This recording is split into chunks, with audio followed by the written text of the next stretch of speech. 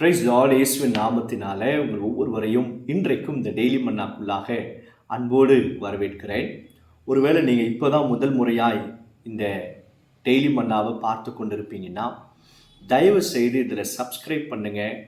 ஏன்னா டெய்லியும் உங்களுக்கு இந்த கர்த்தருடைய வசனம் வந்து சேருவதற்கு சுலபமாக இருக்கும். அது மட்டுமல்ல, உங்கள் நண்பர்களுக்கும் நீங்கள் அறிந்தவர்களுக்கும் இதை ஷேர் பண்ணுங்கள். ஸோ தேவனுடைய ராஜ்யம் கட்டப்படும். அநேகர் இந்த கர்த்தருடைய வசனத்தை கேட்டு ஆசீர்வதிக்கப்படுவதற்கு கர்த்தர் உங்களை பயன்படுத்துவார். அல்லேலூயா. இன்றைக்கு நாம் கர்த்தருடைய வசனத்தை எபிரேயர் நிருபத்தில் 10வது அதிகாரம் 36வது வசனத்தை நாம் வாசிக்க போகிறோம். நீங்கள் தேவனுடைய சித்தத்தின்படி செய்து வாக்குத்தத்தம் பண்ணப்பட்டதை பெறும்படி பொறுமை உங்களுக்கு வேண்டியதாக இருக்கிறது. ஆண்டவர் சொல்லுகிறார் இந்த வசனத்தில், ஒரு காரியத்தை நம்ம பெற்றுக்கொள்வதற்கு 2 காரியத்தை செய்யணுமா. தேவன் உங்களுக்கு பண்ணின வாக்குத்தத்தத்தை பெறும்படிக்கு நம்ம என்ன செய்யணும்? தேவனுடைய சித்தத்தை நிறைவேற்றி பொறுமையாக இருக்கணுமா. பாருங்க, நிறைய பேர் பொறுமை இல்லாததுனால பல ஆசீர்வாதத்தை இழந்து போகிறாங்க. பொறுமை இல்லாததுனால அவர்களுக்காக தேவன் வைத்திருக்கிற நன்மைகளை இழந்து போவதை நான் பார்க்கிறோம். தேவன் உங்களுக்கு வாக்கு பண்ணியிருக்கிறார்.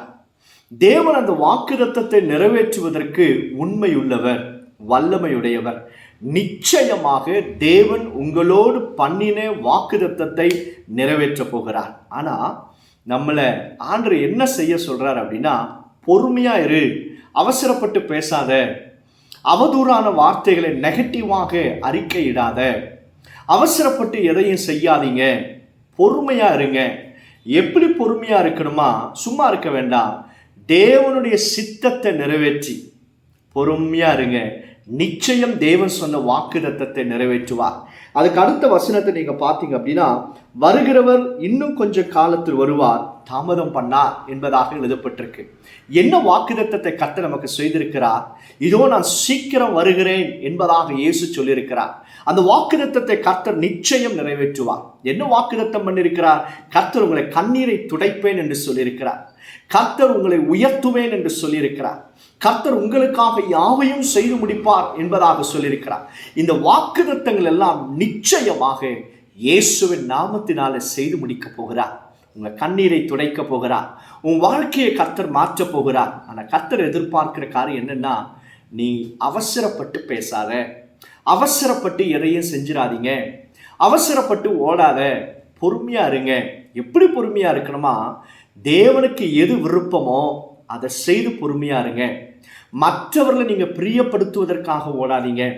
மற்றவர்களுக்கு எது இஷ்டமோ அதை செய்து உங்க வாழ்க்கையை வீணாக்கி கொண்டிருக்க வேண்டாம்.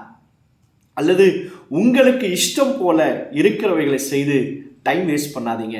பொறுமையா இருந்து கர்த்தருக்கு சித்தமானதை செய்து பொறுமையோடு காத்திருந்தீங்கன்னா, இதோ வாக்குத்தத்தம் நிறைவேறுகிற காலத்திற்குள்ளாக நீங்களும் நானும் சமீபமா இருக்கிறபடினால நிச்சயம் தேவன் செய்த வாக்குத்தத்தத்தை அவர் நிறைவேற்ற போகிறார். ஆபிரகாமுக்கு கர்த்தர் வாக்குத்தத்தம் பண்ணினாராம். 25 வருஷங்கள் அவர் பொறுமையாய் காத்திருந்தார், ஈசாக்கை பெற்றுக்கொண்டார். யோசேப்புக்கு ஆண்டவர் உயர்த்துவேன் என்பதாக வாக்கு பண்ணியிருந்தார்.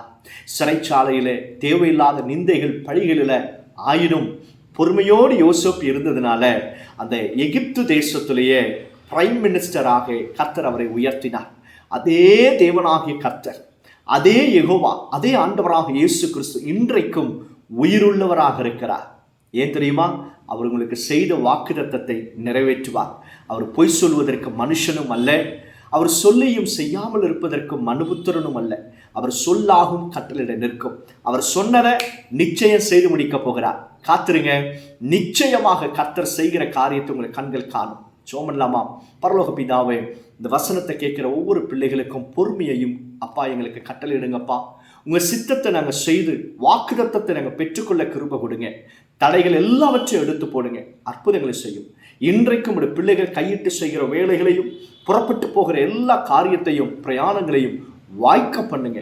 சுகமும் பாதுகாப்பும் இயேசுவின் நாமத்தினால உண்டாயிருப்பதாக இயேசு மூலம் ஜெபிக்கிறோம் பிதாவே. ஆமென், ஆமென். God bless you. God bless you all.